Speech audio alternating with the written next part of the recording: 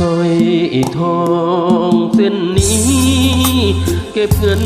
3 ปีจึงได้ซื้อมาเก็บไว้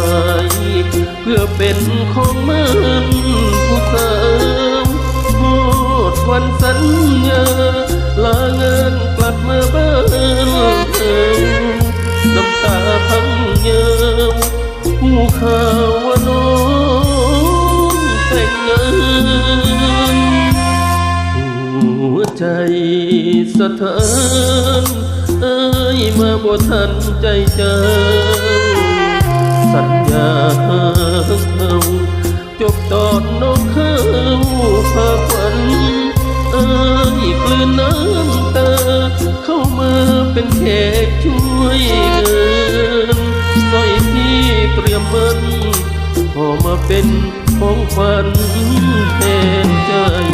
หากพอกล้าใส่เก็บไว้ให้ลูกเกิดบัดเขาใหญ่มาบอกว่าคุณลุงมอบให้เอ้ยเสียแล้วอย่าให้เสียความตั้งใจยิ้มรับของขวัญคนไทยก่อนลาใจไปชั่วชีวิต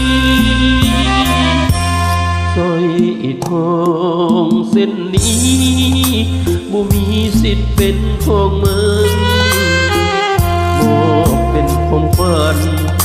ช่วยงานแล้วเอ้ยสินี้กระเป๋า1 ใบกลับไปสู้เงินอีกทีจากบ้านวันนี้